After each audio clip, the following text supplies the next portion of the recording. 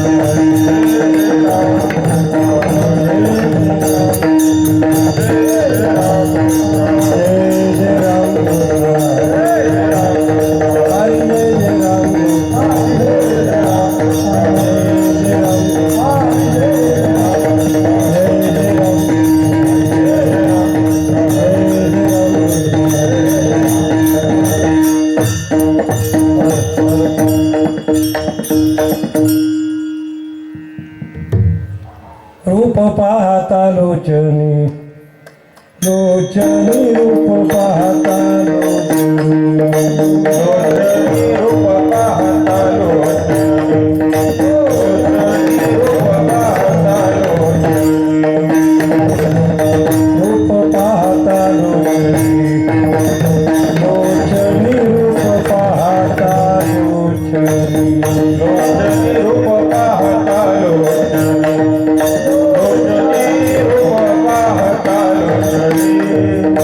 सुख झाले ओ साजणी सुख झाले ओ साजणी साजणी तो हा विठ्ठल बलवा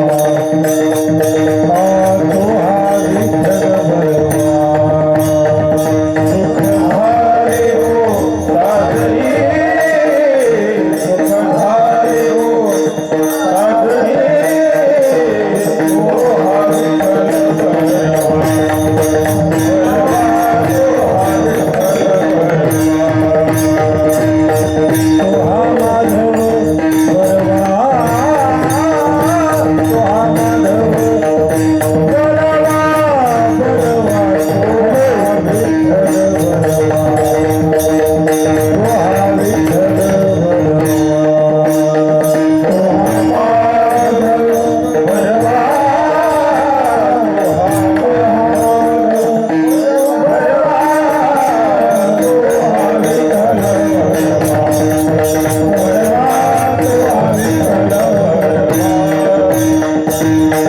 बहुत सुखताची गोडी म्हणून विठ्ठली आवडी आवडी तो हा विठ्ठल बलवा तो हा माधव बलवा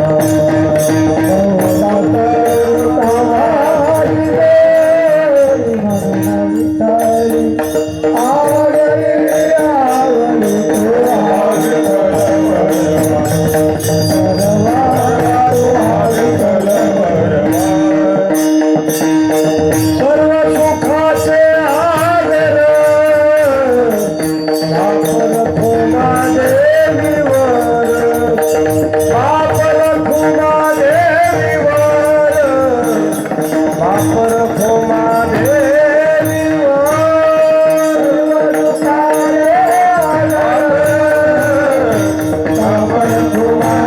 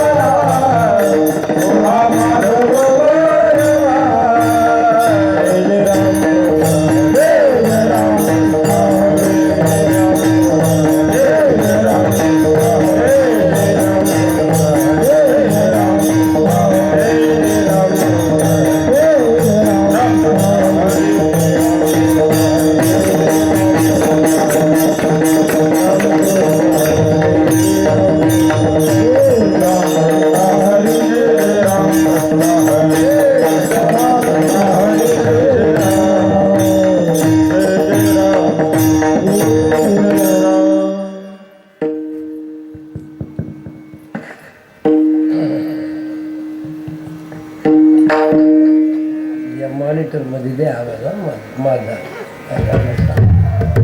नाम गोड नाम गोड नाम गोड नाम गोड नाम गोड नाम गोड नाम गोड पुरे कोड सकळ हे पुरे कोड सकळ हे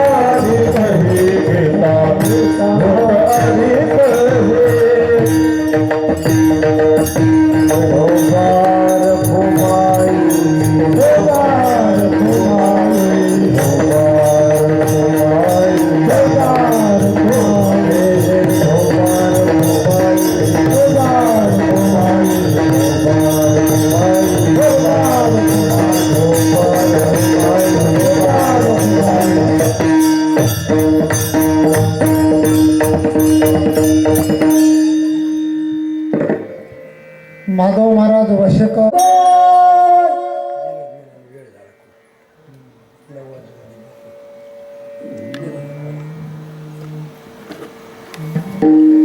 नाम गोड नाम गोड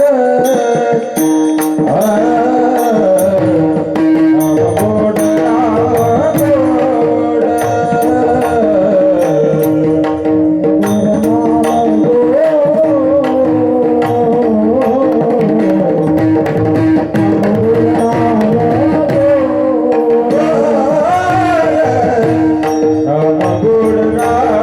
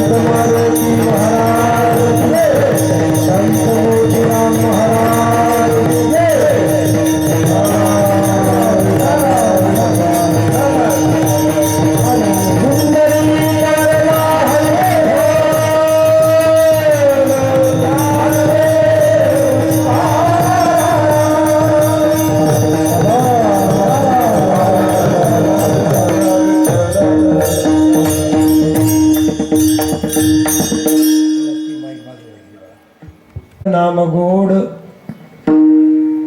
पुरे कोड सकळही रसनायरा रसाविटी घेता घोट अधिकही आणि का रसे मरण गाठी येणे तुटे संसारी रसनायरा रसाविटी घेता घोट अधिकही तुका म्हणे आहार झाला हा विठ्ठल आम्हाशी रसनायरा रसाविटी घेता घोट अधिकही विठ्ठला विठ्ठला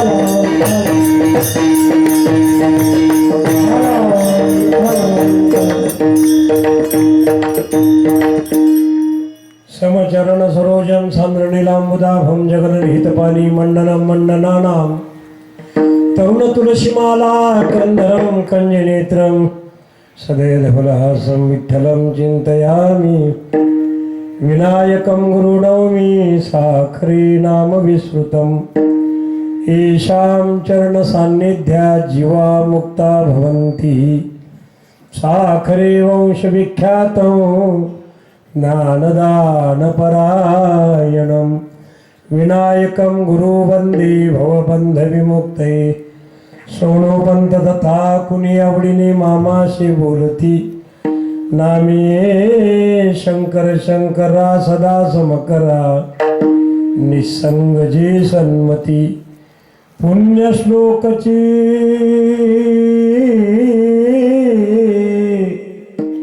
वारकरी संप्रदायाचा आध्वर्यो खरा शोभतो ऐशा संतवरा सदा शुभ करा दांडे करा वंदितो पांडुरंगा करो प्रथम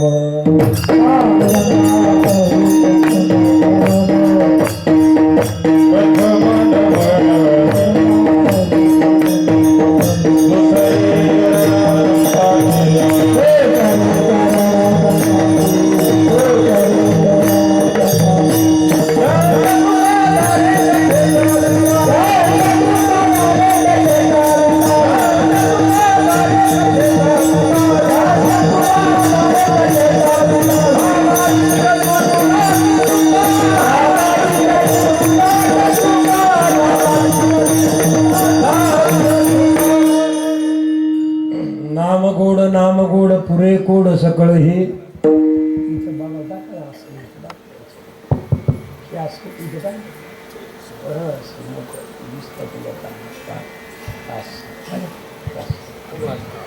नाम गोड पुरे कोड सकळ ही रसना एरा रसाविटे घेता घोट अधिकही प्रस्तुत प्राप्तस्थळी कीर्तनरूपी सेवेकरता निवडलेला अभंग ईशमान्य जगमान्य देवमान्य तपश्चर्यात्मक भूमिका प्राप्त करणारे मंगलमय जीवन जगण्याची क्रिया प्राप्त असणारे महान वैष्णव वैष्णवरयम यथाहासी तस्मात वैष्णव उच्यते अज्ञानी जीवाला कलियुगामध्ये कर्तव्यनिष्ठा कळण्याकरता देहुनिवासी वैकुंठवासी जगाचे उद्धारक तुमचे आमचे मायबाप वैराग्याचे सागर साधू सम्राट जगद्गुरु तुकाराम महाराज यांच्या गाथेतील नामपर प्रकरणातला हा अभंग असून महाराजांनी आजच्या अभंगामध्ये कर्तुमा कर्तुम अन्यथा कर्तुम प्राप्त असणारा अखिलेश पांडुरंग परमात्मा त्या पांडुरंग परमात्माच्या नामाची गोडी स्पष्ट केली आणि स्वतःच्या जीवनातला अनुभव प्रकट केला. विठ्ठल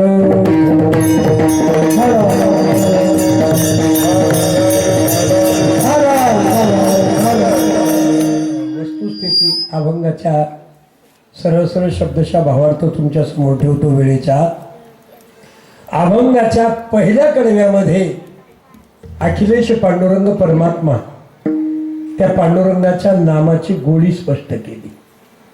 अभंगाच्या दुसऱ्या कडव्यामध्ये अनंत कोट ब्रह्मांड नायक भगवान परमात्मा त्या भगवान परमात्माच्या नामाचा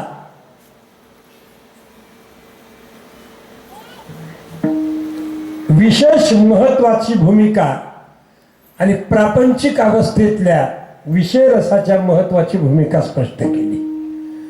अभंगाच्या तिसऱ्या कडव्यामध्ये प्रापंचिक विषय रसाच्या फळाचा फरक आणि भगवान परमात्माच्या नामरसाचा फरक विचार स्पष्ट केला आणि या नामानं भगवान परमात्माच्या आमचे इंद्रिय संपूर्ण भगवत स्वरूपच बनले आणि हा परमात्मा आमचा आहारच बनला असा अनुभव व्यक्त केला. विठ्ठल एक मिनिटाकरता परिहारे प्रतिवर्षाप्रमाणे चालत आलेला अखंड हरिनाम सप्ताह सोहळा कार्यक्रमाची दैनंदिनी रूपरेषा आणि त्या कार्यक्रमामध्ये आज मला वाटते दुसऱ्या दिवसाची कीर्तनरूपी सेवा आहे. ही माझ्याकडे आलेली आमचे हरिभक्तीपरायण गुरुबंधू भाऊसाहेब महाराज पावडेवाडीकर महाराजांच्या आदेशात्मक विनंतीत्मक आणि गावकऱ्यांच्या सहकार्यामधून त्या ठिकाणी तुमच्या दर्शनाचा मला योग आलेला आहे. मी तुमच्या गावामध्ये पहिल्यानंच आलेला आहे असं वाटतं मला. बहुतेक पहिल्यानंच आलेला आहे. तुमच्या परिसरात बऱ्याच ठिकाणी आलो तर तुमच्या इथं पहिल्यानंच आलो. तुमच्या सर्वांच्या दर्शनाची इच्छा त्या ठिकाणी आनंद आहे म्हणून महाराजांना मी शतशः धन्यवाद देतो. कार्यक्रमाला उपस्थिती प्रतिष्ठित पंचक्रोशीतून आलेली प्रतिष्ठित महाराज मंडळी नामवंत कीर्तनकार रामायणकार कथाकार यांनाही धन्यवाद देतो. त्याचबरोबर परमस्नेही गायनाचार्य एक एकाहुनी बळी रे सर्वांना यांनाही या ठिकाणी धन्यवाद देतो. मृदंग सम्राट तालमणी गोड वाजवतात छान महाराजांनाही धन्यवाद देतो. तुम्ही समोर बसणारे भाविक भक्त माता भगिनी या सप्ताहाची संपूर्ण कार्यकारिणी समिती संयोजन मंडळ आजच्या कार्यक्रमामध्ये अन्नदान करणारे श्रोतृवर्ग कार्यक्रमाचे यजमान आणि संपूर्ण त्या ठिकाणी उपस्थित असणारे भाविक भक्त माईक सिस्टीम सर्वांना पुनश्च एकदा धन्यवाद देऊन थोडा ज्ञानोबा आहे तुकोबा आहे सद्गुरू श्रोत्री ब्रह्मनिष्ठ गुरुनाम गुरुवर्य जोग महाराज सद्गुरू रंगनाथ गुरुजी महाराज जशी बुद्धी देतील त्या पद्धतीनं वेळेच्या आत थोडा अभंगाचा विचार करण्याचा प्रयत्न करू. विठ्ठल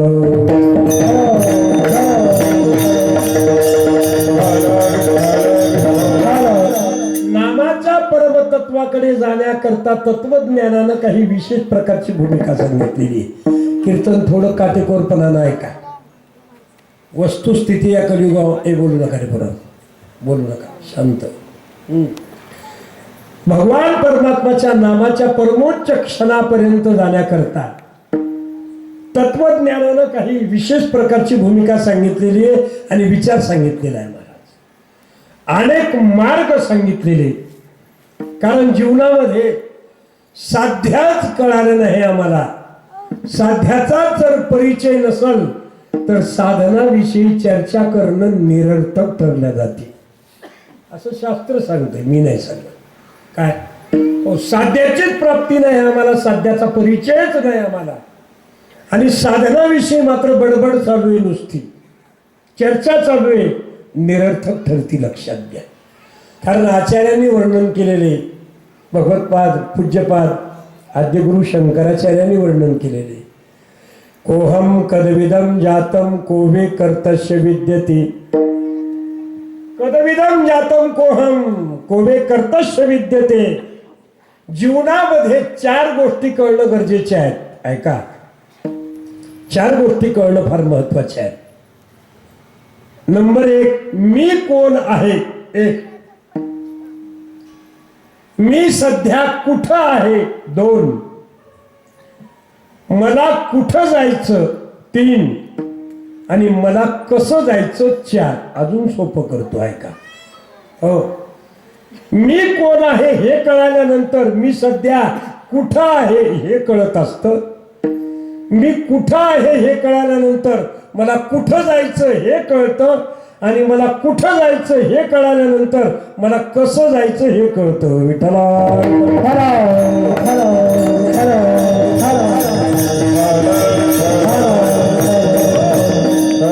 साध्याचा जर परिचय नसला आम्हाला तर साधनाविषयी चर्चा करणं निरर्थक आहे. मी अजून एक उदाहरण देतो, लक्षात घ्या. आपण सध्या बसमध्ये प्रवास करतो नाही का, आणि सध्या 75 हे तर अतिशय आनंदानं प्रवास चालू आहे महाराज, नाही का सध्या. हो, फार चालू आहे आनंदानं. मला सांगा, तू एसटी पाहिलीस का रे बाळा? बस पाहिलीस का? एसटी पाहिली का? तू रे मोठा बघितलीस ना? हो, मला सांग, तू जर एसटी मध्ये बसलास, ऐकून घे, आणि कंडक्टरला कोणत्याच गावाचं नाव न सांगता कंडक्टरला जर तिकीट मागितलं तर कंडक्टरला तुला तिकीट देता येईल का? देता येईल का तिकीट? नाही देता येणार. का देता येणार नाही? गावाचं नाव माहित नाही. काय गावाचं नाव माहित नाही. कंडक्टरला सांगावं लागेल, हो कंडक्टर, आम्हाला नांदेडचं तिकीट द्या, आम्हाला मुंबईचं तिकीट द्या, आम्हाला आळंदीचं तिकीट द्या, पंढरीचं तिकीट द्या. कंडक्टर एका सेकंदात बुकिंग केल्याशिवाय राहणार नाही. का? कारण कंडक्टरला त्यातलं साध्य कळालं. साध्य कळाल्यानंतर साधन आपोआप करता येतं. विठ्ठला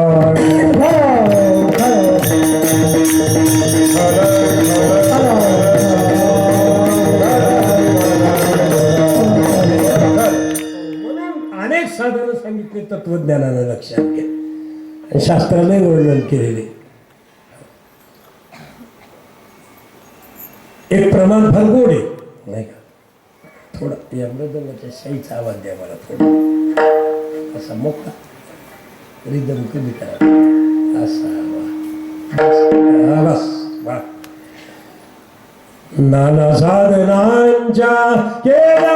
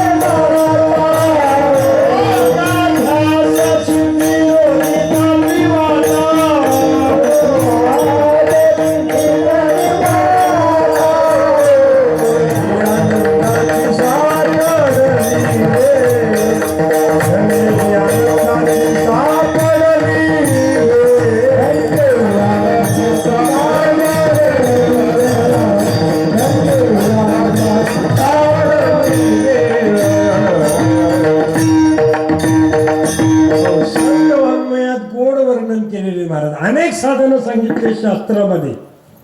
नाना साधनांच्या केल्या घटपटा, परित्यान पवती याच्या दारवंटा, जाणो जाता जाणीव घाली आड फाटा, योगाभ्यास सिद्धी रोधिता ती वाटाऊ, धन्य ही आनंदाची सापडली वेळ. वस्तुस्थिती मग या नामाच्या परमतत्वाकडे जाण्याकरता शास्त्रानं तत्वज्ञानानं काही मार्ग सांगितलेले आहेत बघा. किती मार्ग सांगितलेले? 4 मार्ग सांगितले. थोडं मी अगोदर सांगितलं, काटेकोरपणानं कीर्तन ऐका. हो, कारण कीर्तन हे अतिशय दक्षतापूर्वक ऐकावं लागतं बघा. आता सध्याची परिस्थिती फार वेगळी झालेली, जाऊ द्या, त्याच्यावर मला भाष्य करायचं नाही, वेळ गमवायचा नाही. वस्तुस्थिती मला एक म्हणायचे की कीर्तनच कशाला म्हणावं हेच कळलं आता आम्हाला. नेमकं स्वरूप काय आहे त्या कीर्तनाचं, ते सांप्रदायिक नेमका तयार झालेला आहे. आनंद वाटतो मला. मोगरा फुलला, मोगरा फुलला, अभंग म्हणायला बरा वाटतो नाही का? मला सांगा, अभंग म्हणायला गोड वाटतो, चाल त्याला लावायलाही गोड वाटती, परंतु मोगरा फुलला म्हणण्यापेक्षा मोगरा कसा फुलला याचं आत्मपरीक्षण करा. काळाची गरज आहे आज. कीर्तन हे साधन मनोरंजन नाही, मनोमंथने. कीर्तन मनोरंजनाचं नाही, कीर्तन मनाचं मंथन करून उद्धाराचं साधन आहे. अजून पुढे जाऊन सांगू, ऐका. अनेक तत्वज्ञानाकडे, नामाच्या परमतत्वाकडे जाण्याकरता मार्ग सांगितलेले आहेत शास्त्रानं. किती मार्ग सांगितलेले? 4 मार्ग सांगितलेले. हो, नंबर 1 कर्म मार्ग, नंबर 2 ज्ञान मार्ग, नंबर 3 योग मार्ग आणि नंबर 4 भक्ती मार्ग. नारद भक्ती सूत्रामध्ये असं वर्णन आलेलं आहे, सातू कर्म ज्ञान योग अपि अधिकतरा भक्ती. सातू कर्म ज्ञान योग अपि या शब्दाचा अर्थ त्यापेक्षा आणि अधिकतरा या शब्दाचा अर्थ श्रेष्ठ. काय श्रेष्ठ आहे? भक्ती. मला सांगा, मग कर्म मार्गापेक्षा ज्ञान मार्ग श्रेष्ठ आहे, ज्ञान मार्गापेक्षा योग मार्ग श्रेष्ठ आहे आणि योग मार्गापेक्षा भक्ती मार्ग श्रेष्ठ आहे. हे 4 मार्ग, 4 रस्ते. लक्षात घ्या, या परमार्थाच्या दिशेला जाण्याकरता किती रस्ते आहेत? 4 रस्ते आहेत बाबा. तुम्ही अगोदरच म्हणजे माझी हिशोबानं हो, किती रस्ते आहेत? 4 रस्ते आहेत. ऐका. एक कर्म मार्ग, लक्षात ठेवा. कोणता? कर्म मार्ग. दुसरा ज्ञान मार्ग, तिसरा योग मार्ग आणि चौथा भक्ती मार्ग. वा, 4 मार्ग आहेत. मला सांगा, आता याची अडचण कशी आहे? कारण जाणारा काय पाहिजे? हो, या गावाचं नाव काय? देगाव, नाही का? आता आम्हाला देगावला यायचे. त्यांनी सांगितलं, बाबा भाऊराव चव्हाण साखर कारखाना आणि त्या कारखान्याजवळ देगाव म्हणून गाव आहे आणि त्या गावाला सेवा कीर्तनाची आहे. आणि आम्ही सहजच एका जणाला रस्ता विचारला. म्हणलं, बाबा देगावला जायचं, आम्हाला कसं जावं? आम्ही जाणारा काय पाहिजे? रस्ता सोपा, जाण्याकरता अवघड नसलेला, वेळेची बचत. बरोबर आहे की नाही? पाहिजे की नाही माणूस? आता तसे हे परमार्थाला, नामाच्या परमोच्च क्षणाकडे जाण्याकरता 4 मार्ग आहेत. सातो कर्म ज्ञान योग अपि अधिकतरा भक्ती. हे 4 मार्ग आहेत, लक्षात घ्या. अजून पुढे जाऊन सांगतो मी. मग त्यांना सहज विचारलं, म्हणलं, बाबा आम्हाला देगावला जायचं, रस्ता सांगा की. ते म्हणले, कुठून जाणार तुम्ही? आम्ही म्हणलं, जिंतूरून जाणार. बरं, जिंतूरून जाणार ना, मग एक काम करा, जिंतूरून औंढ्याला या, औंढा लागलोतून वसमतला या, वसमतून तुम्ही त्या ठिकाणी भोकर फाट्याला या आणि भोकर फाट्यावरून पिंपळगाव पाटीला या आणि पिंपळगाव पाटीवरून देगावला या. कारण त्यांनी सांगितला रस्ता. आणि काही अंतरावर गेल्यावर दुसरा एक भेटला आणि त्याला सहज विचारलं, म्हणलं, बाबा आम्हाला देगावला जायचे कीर्तनाला, सांगा की आम्हाला रस्ता कुठे येते? ते म्हणले, सोपा आहे रस्ता. कोणता रस्ता आहे? म्हणजे अमरावतीहून नागपूरला जा, नागपूरहून अकोल्याला या, अकोल्याहून वाशिमला या, वाशिमहून हिंगोलीला या, हिंगोलीहून औंढ्याला या, औंढ्याहून वसमतला या, वसमतून भोकर फाट्याला या, आणि भोकर फाट्याहून पिंपळगावला या, पिंपळगावहून देगाव. मला सांगा, पहिल्याने रस्ता सांगितला आणि दुसऱ्या माणसानेही रस्ता सांगितला. काय पण जाणारा काय पाहिजे हो? रस्ता जवळचा, सोपा, अडचणीत नसलेला आणि वेळेची बचत. तसे शास्त्रानं 4 रस्ते सांगितलेले इथे. एक पहिला कर्म मार्ग आहे, दुसरा ज्ञान मार्ग आहे, तिसरा योग मार्ग आहे आणि चौथा भक्ती मार्ग आहे. हो, अजूनही सांगतो पुढे, कारण संतांनी अनेक मार्ग दाखवलेत महाराज. विठ्ठल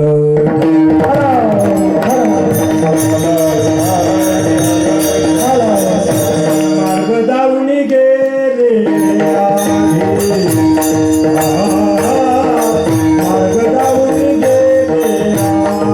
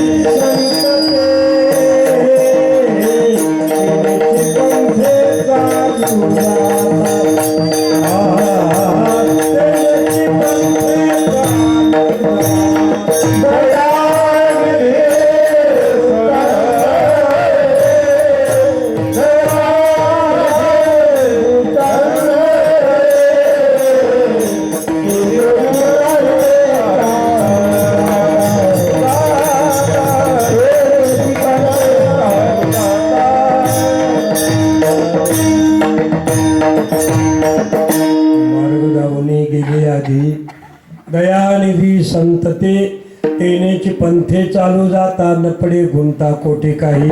हे 4 मार्ग सांगितले आणि 5 पंथ सांगितले.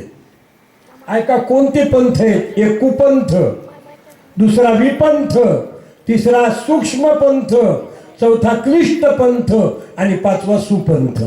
त्याचा मी सरळ अर्थ सांगतो. कुपंथ म्हणजे काय? नरकाला नेणारा मार्ग, त्याला कुपंथ म्हणा.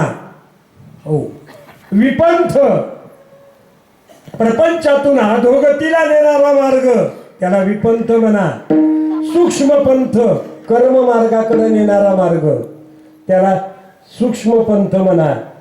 क्लिष्ट पंथ योग मार्गाकडे नेणारा मार्ग, त्याला क्लिष्ट पंथ म्हणा. आणि भक्तीकडे नेणारा मार्ग त्याला सुपंथ म्हणा. चला, हे 5 पंथ आणि 4 मार्ग आहेत. मला सांगा, आता कर्म जे आपण म्हणतो ते कर्माचा रस्ता कसा आहे? शास्त्रानं सांगितलेला.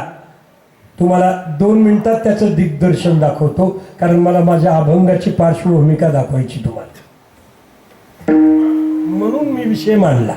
वस्तुस्थिती म्हणजे नेमकं कर्म म्हणजे काय हो, आणि ते कर्म काय करतं?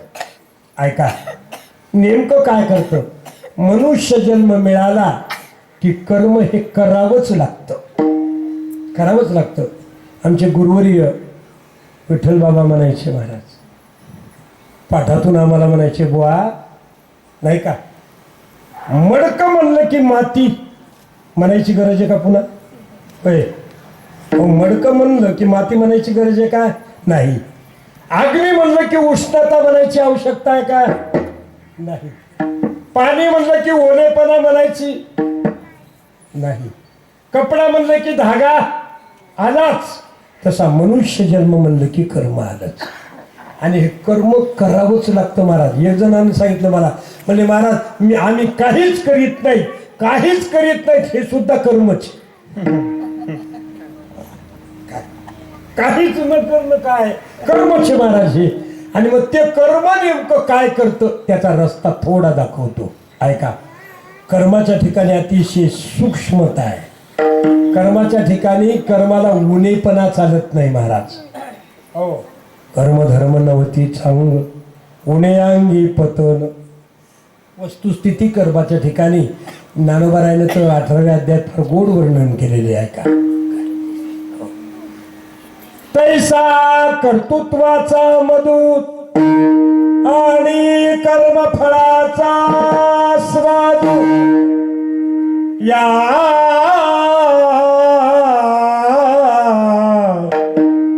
दोहीचे नाम बंधू कर्माचा की. ज्ञानोबारायांनी वर्णन केले, लक्षात घ्या. ऐसा कर्तृत्वाचा मधू आणि कर्मफळाचा आस्वादू या दोहीचे नामबंधू कर्माचा की. म्हणजे काय करतं कर्म? तुमच्या माहितीस्तवर सांगू का, मी संगीत विशारद डिग्री केलेली आहे शाळेतली. 7 वर्षाच्या परीक्षा मी पास आहे आणि 31 वर्ष त्या प्रमाणपत्रावर शिक्षकाची नोकरी केली. विठ्ठल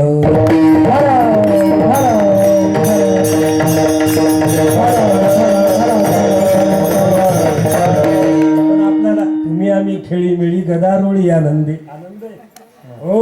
आणि परमार्थ याच नाव आहे मला. मग नेमकं कर्म काय करतं? अतिशय सूक्ष्म आहे. कर्माच्या ठिकाणी सूक्ष्मपणा आहे. कर्म काय करतं ऐका, 2च गोष्टी करतं. एक जीवाच्या ठिकाणी बंधन निर्माण करतं आणि बंधन निर्माण केल्यावर फक्त अंतःकरणाच्या शुद्धीपर्यंत जातं. कर्माचं एवढंच काम आहे काय, जीवाच्या ठिकाणी बंधन निर्माण करणं आणि चिल्लर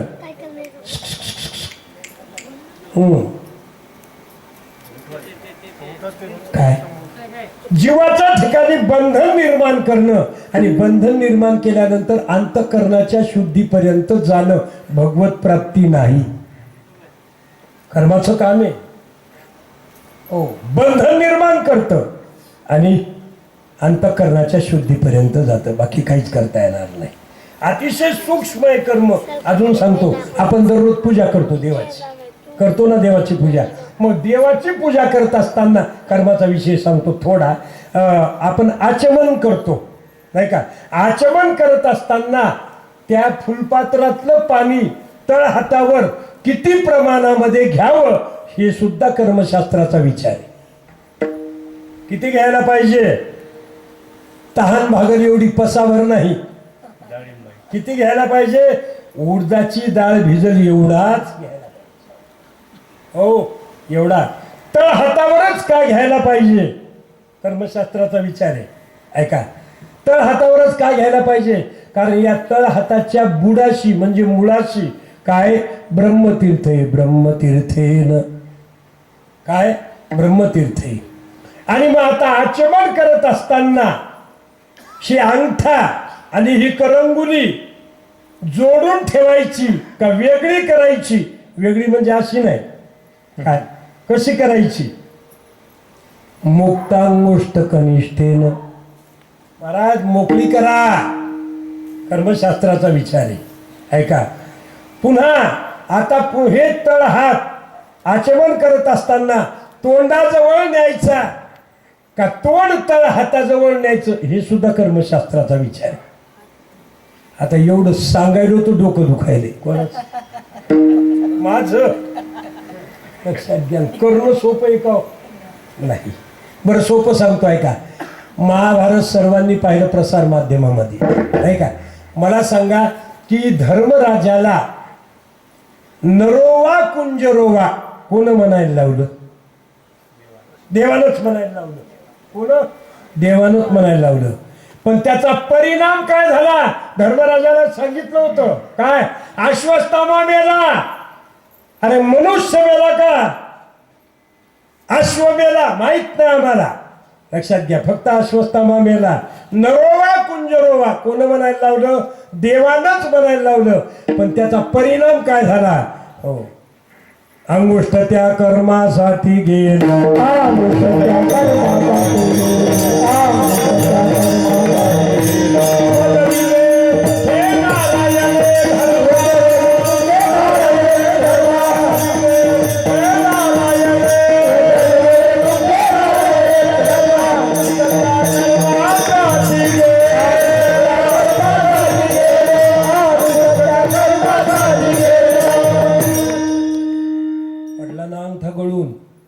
देवालाच म्हणायला लावलं नरोवा कुंजरोवा, पण परिणाम काय झाला महाराज? अंगुष्ट त्या कर्मासाठी गेला, महाराज अंगठा गळून पडला. विचार करा काही उपयोग आहे का? बरं अजून सोपं करून सांगतो ऐका. मला सांगा की कर्मशास्त्राचा विचार चालू आहे बरं का, थोडा रस्ता परमार्थाचा एक दाखवायलो मी तुम्हाला. कोण्या रस्त्याने जायचं तुम्ही ठरवा. मला एक म्हणायचंय की प्रारब्ध कोण निर्माण केलं, माणसानं का देवानं? देवानं. देवाला तरी चुकवता आलं काय? आलं काय? नामदोऱ्याचे गोड प्रमाणे महाराज म्हणू का? वेळ वाढत कर्म रे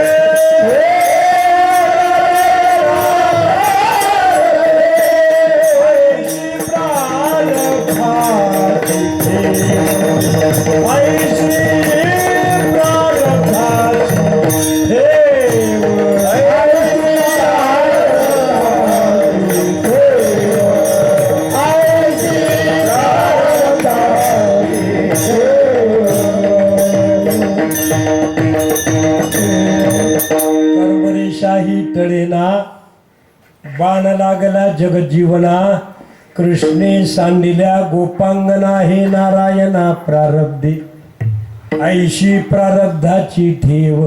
अरे ज्या परमात्मानं प्रारब्ध निर्माण केलं ते त्याला चुकवता आलं नाही, याचं नाव कर्म आहे. लक्षात घ्या. अजून सांगू का?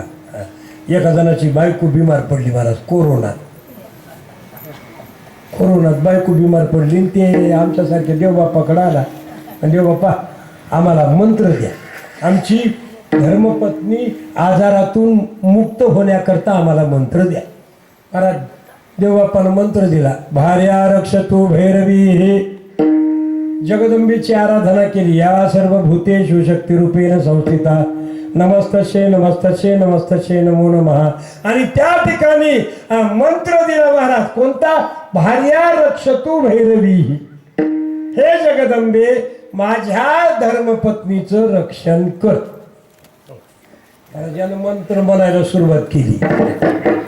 आता मंत्र म्हणता म्हणता परमार्थामध्ये आचरणाला फार महत्व आहे. ऐका अजून सांगतो. युट्यूबवरचे 2 तास कीर्तनात काय सांगतात हे पाहू नका. कीर्तनकार 22 तास काय करतो हे पहा. मला हे म्हणायचं. आणि अगोदर गावात कीर्तनकाराला जाऊ द्या बोलून, आल्यानंतर अगोदर त्यांच्याकडून ज्ञानोबा आणि नाथ महाराजांचा हरिपाठ म्हणून घ्या. मग म्हणायचं महाराज 2 हरिपाठ म्हणा, एक विष्णू सहस्त्रनामाचा पाठ करा आणि भगवद्गीतेचा कुठलाही 18व्या अध्यायापैकी एक अध्याय म्हणा. आणि मग इथं उभं राहा गादीवर या नारदा. कारण त्याच्याच पदरात काही नाही तर आपल्या काही. हे कर्मणूक आहे काही. विचार करा. मी नेहमी सांगतो नो डेकोरेटेड परमार्थ. परमार्थ डेकोरेशनचा नाही. परमार्थ अस्तित्वाचा आहे, परमार्थ अनुशीलतेचा आहे, परमार्थ अनुभवाचा आहे आणि परमार्थ नेत्रातल्या अश्रूचा आहे. विचार करा. परमार्थ करत असताना भक्तीनं भिजलेल्या हृदयाची गरज आहे आम्हाला. आमचं हृदय भक्तीनं भिजलेलं असायला पाहिजे महाराज. व्याकुळता व्हायला पाहिजे. जाऊ द्या. आणि सांगितलं ओ आचरण संपलं, परमार्थ संपला. हो यांनी म्हणायला सुरुवात केली. भार्या रक्षतु भैरवी पाऱ्या रक्ष तू भैरवी. असं म्हणता म्हणता महाराज यानं खाल्ली ना नांदेडच्या जालिमियाची खिचडी.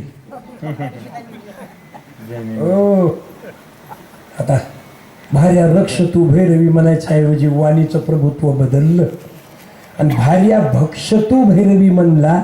देवीनं पडत्या फळाची आज्ञा पाहिली, देवी प्रगट झाली आणि याची बायको खाऊन टाकली. हे कर्म झालं. हे कर्म मार्ग कसा आहे, अतिशय सूक्ष्म आहे. एक रस्ता तुमच्या समोर ठेवलेला आहे, इतक्या अडचणीचा आहे, जायचं की नाही ज्याची त्याची कल्पना ज्यानं त्यानं करा.